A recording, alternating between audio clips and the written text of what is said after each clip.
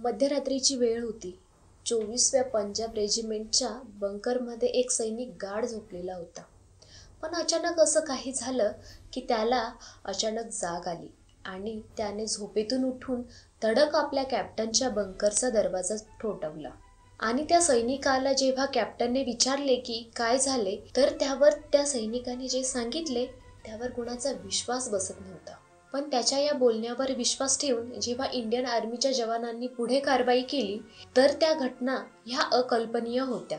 काय सांगितलं होतं त्या जवानाने? कोणती अशी गोष्ट होती ज्यावर भारतीय सेनेलाही विश्वास बसत नव्हता? चला तर मग जाणून घेऊया या मागील खरी गोष्ट काय होती. नमस्कार, मी मेघा आणि तुम्ही पाहत आहात राजवर्धन इन्फो.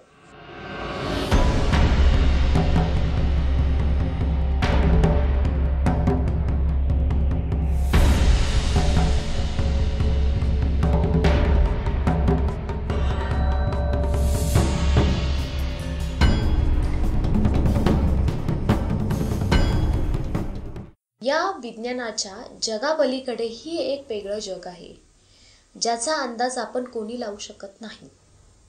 यातील अशीच एक अविश्वसनीय गोष्ट, ती म्हणजे बाबा हरभजन सिंग यांची. हरभजन सिंग यांचा जन्म 30 ऑगस्ट 1946 रोजी सध्या पाकिस्तानमध्ये असलेल्या गुजरावाला येथे झाला.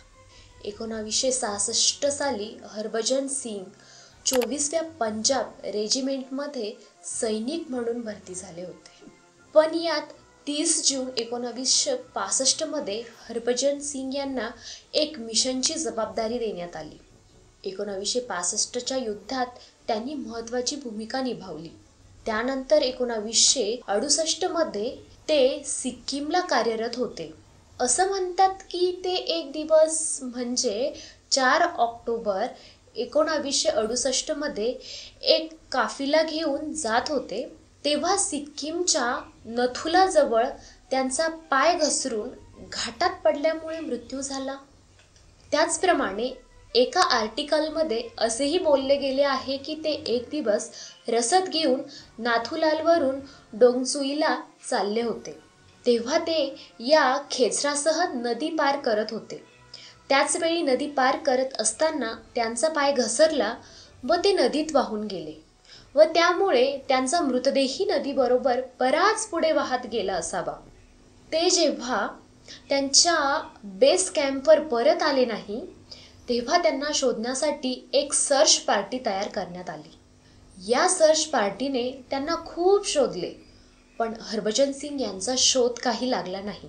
जेव्हा 5 दिवस आर्मीने केलेल्या शोधकार्यानंतरही ते भेटले नाही, तेव्हा मात्र त्यांना भगोडा म्हणजे पळकुटा असं घोषित केलं. आता या घटनेच्या 5व्या दिवशी त्यांनी एका प्रीतम सिंग नावाच्या आपल्या सहकारी शिपायाच्या स्वप्नात येऊन त्यांचा मृतदेह कोठे आहे याबद्दल माहिती दिली. पण अधिकाऱ्यांना ती गोष्ट पटली नाही. त्यांनी त्याकडे दुर्लक्ष केले. पण जेव्हा हरभजन सिंग यांचा काही शोध लागला नाही, तेव्हा त्यांनी सांगितलेल्या ठिकाणी शोध घेतला असता हरभजन सिंग यांचा मृतदेह सापडला. त्यांनी जेव्हा हरभजन सिंग यांच्या शरीराला पाहिले, तेव्हा त्यांना हरभजन सिंग यांना भगोडा बोलण्याची खूप लाज वाटली. त्यानंतर मात्र भारतीय सैन्याने शासकीय इतमामात त्यांच्यावर अंतिम संस्कार केले. हरभजन सिंग यांच्या मृत्यूनंतर सहकारी सैनिकांनी त्यांच्या बंकरला मंदिराचे रूप दिले. तथापि नंतर त्यांच्यासाठी सैन्याने एक भव्य मंदिर बांधले, ज्याला बाबा हरभजन सिंग मंदिर म्हणून ओळखले जाते. या मंदिरात बाबा हरभजन सिंग यांचा फोटो, त्यांची एक मूर्ती आणि त्यांचे सामान ठेवले आहे. हे मंदिर गंगाटोकमधील जेलेब दरी आणि नाथुला दरीच्या मधोमध असून 13,000 फूट उंचीवर आहे. असे म्हणतात की मृत्यूनंतरही बाबा हरभजन सिंग हे भारताच्या सीमेवर आपले कर्तव्य बजावत होते. आजही भारतीय सैनिक त्यांच्या नावाच्या मंदिराची देखरेख करतात आणि त्यांच्या मंदिरात पूजा करण्याची जबाबदारी देखील सैन्याचीच असते. सीमेवर रक्षण करणारे सैनिक सांगतात की जर रात्री गस्त घालताना आमचा चुकून डोळा लागला तर आम्हाला कोणीतरी हवेतून जोरात झापड मारली आहे असे वाटते. तेथे तैनात सैनिक म्हणतात की बाबा हरभजन सिंग यांची आत्मा चीनी सैन्याच्या बाजूने येणाऱ्या कोणत्याही धोक्याविषयी आधीच माहिती देते. तसेच फक्त भारतीय सैनिकच नाही तर चीनी सैन्यही बाबा हरभजन सिंग यांच्यासमोर नतमस्तक होते. यामुळेच भारत चीन दरम्यान होणारा ध्वजसभेतही बाबा हरभजन सिंग यांच्यासाठी एक खुर्ची रिकामी ठेवली जाते. बाबा हरभजन सिंग यांचा जेव्हा मृत्यू झाला तेव्हा ते शिपाई पदावर होते. त्यांच्या मृत्यूपश्चात त्यांची ही देशभक्ती पाहून भारतीय सैन्याने त्यांना त्यांच्या निवृत्तीनंतर कॅप्टन या पदोन्नतीने त्यांना सन्मानित केले.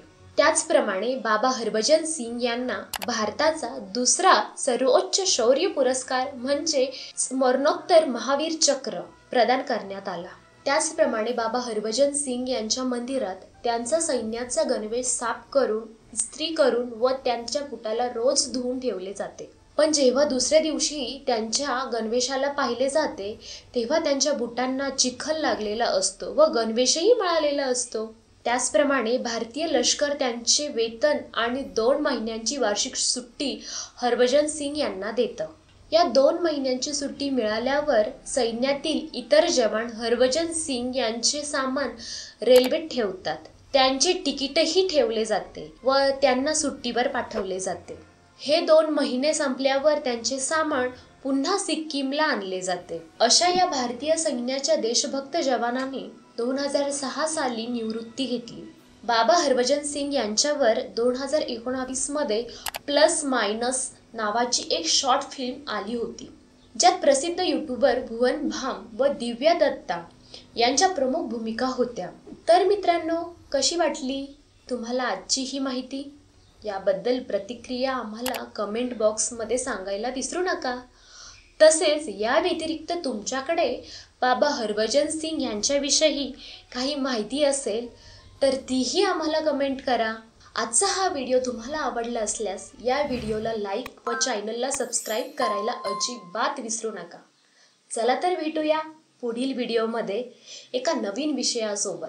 धन्यवाद.